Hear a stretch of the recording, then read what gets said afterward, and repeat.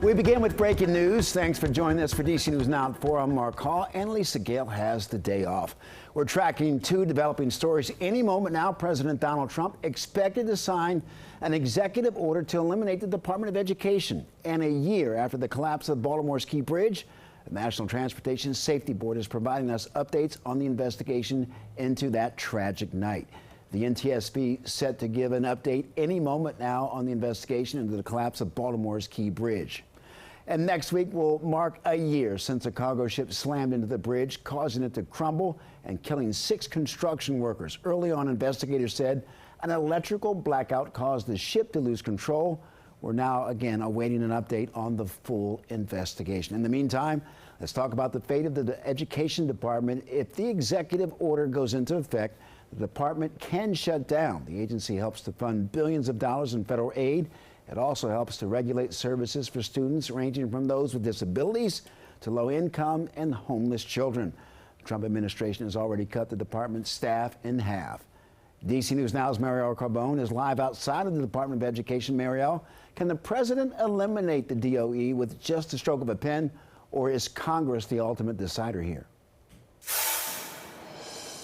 Well, Mark, technically, we do need Congress to actually vote to dismantle the department, and that is because it was created by an act of Congress. So what we're seeing right now, or expected to see from the president, are executive orders that really limit the scope of how the department can operate. And with some I spoke to today, they are feeling pretty uneasy about this.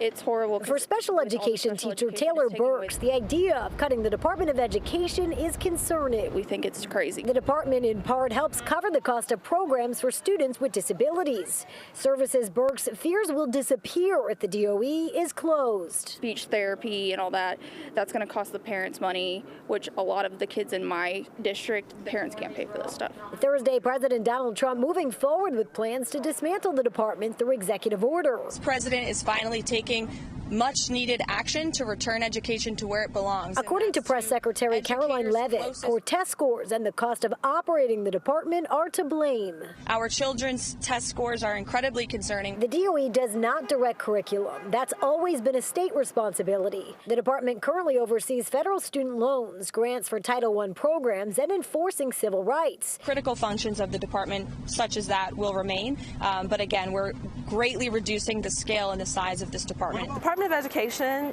can't just disappear overnight. It will take an act of Congress. Jessica Giles with Education Reform Now says shuttering the DOE isn't as simple as an executive order. Regardless, we're tracking to make sure that student achievement data continues to be collected. Student loan repayment still works the way that it's supposed to. We don't want things to erupt in chaos and confusion.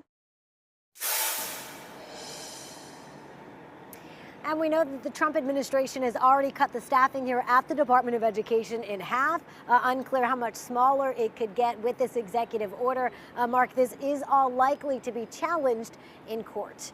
Reporting live from the DOE tonight, I'm Marielle Carbone, DC News Now. Marielle, thank you. Virginia Governor Glenn Youngkin is coming out in support of the Education Department's potential shutdown. Like the president, Youngkin says that states should have power to control education, not the federal government. When somebody graduates in Virginia, we want them to be career ready, to go get a job, and to have an opportunity to go get a credential right away that would qualify them for a job right away, or college ready or military ready. And we want Virginia's students to thrive. And so I expect that the efforts to shift responsibility for K-12 education more to the states will really benefit Virginia. And D.C. Mayor Muriel Bowser's office tells DC News Now that we are currently reviewing all executive actions, orders, and federal agency memos to better understand potential impacts. We also reached out to Maryland Governor Wes Moore's office, but have not heard back. And breaking in the district, 3 men shot in Southeast this afternoon. Police responded to 9th Street after 2 p.m. That's near the Early Childhood Academy, PCS, and they say that 1 person was shot, another was grazed. They were transported to a nearby hospital. The 3rd person self-transported himself. It's unclear what led up to the shooting. We have a crew on the way to the scene. We'll bring you updates both on air and online as we learn more. And staying in the district, 5 crews raced to rescue several puppies from a burning home. 3 survived. Sadly, 3 didn't. We're told that the fire spread through a two-story row home on Tewksbury Place around 11:30 this morning. 4 people living in the area are okay, but they have tried to find another place to stay for now. DC Fire and EMS says the Red Cross and Animal Control was requested. Well, today kicks off the National Cherry Blossom Festival. The festival brings hundreds of thousands to the nation's capital from across the country and around the world. It commemorates the cherry trees that were gifted to us by Japan more than 100 years ago. The official opening ceremony for the festival is this Saturday. The cherry blossoms along the tidal basin are inching closer to peak bloom. National Park Service says that they're now in stage 4 of 6, and this is a live look at the bloom cam at the tidal basin, courtesy of the Trust for the National Mall and Earth Cam. The 4th stage means we start to see the pink buds peeking out. Let's head over to meteorologist Damon Madsen. Damon, today a surprisingly nice day, at least early on. Maybe a chance for folks to go out and see the tidal basin, and even though we're not at peak bloom just yet. Yeah, Mark, people are taking advantage here of just trying to enjoy the warm temps, even though the cherry blossoms still have just that little bit more to go. And they're also trying to get out before any potential rain arrives here in the DMV. This has been a slow go, folks. This cold front has been struggling to sweep through the region. Now, we are starting to see some rain showers popping up out across our western counties, generally west of the I-81 corridor, out across western Maryland from Hancock down toward Woodstock and Winchester. But all in all, most of this rain has fallen apart before it's even been able to make it far enough east to the district, the I-95 corridor, as of yet. But if we look off to our south, there's a lot more rain building up down across south central Virginia, and we'll watch this activity closely as it starts to move north. That could be our ticket to some soggier weather here, likely within the next couple of hours as we head into the evening time. So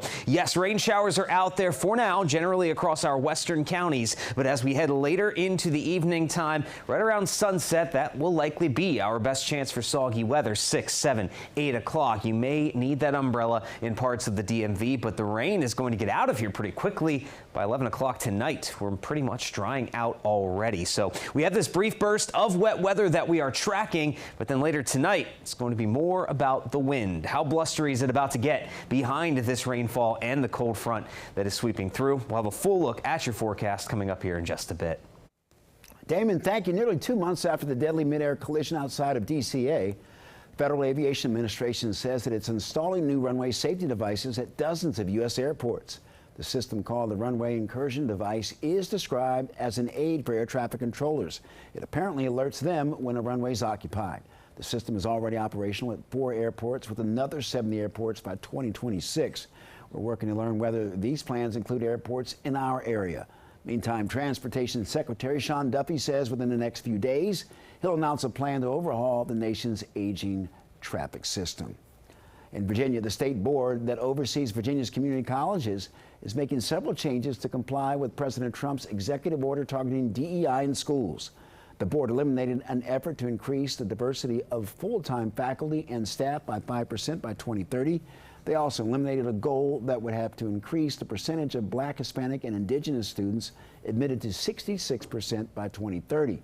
The system also getting rid of its advisory council on DEI, instead replacing it with an advisory council on the culture of care and success. Everyone deserves an opportunity, and that's what DEI seeks to do, give everyone an opportunity. At the end of the day, what America is about and should be about is that we judge people based on their merit, the content of their character, and not on their immutable characteristic. The board also agreed the changes to the system's HR policy meant to increase diversity.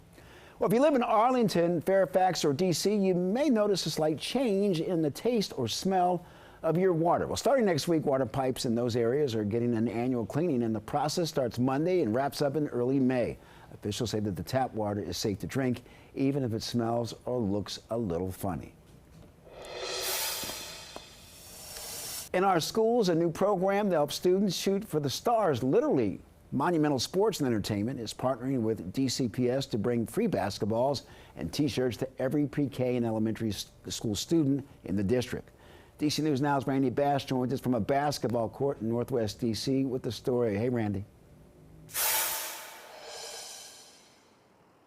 Yeah, hey Mark, we all know DC really stands for District of Champions, but many of us never get to go on to play in arenas with the pros. But just about every pro got their start right here on a neighborhood or school basketball court. And Monumental Sports and Entertainment owner Ted Leonsis says he wants to help them do it, saying a basketball is a whole lot more than just a ball.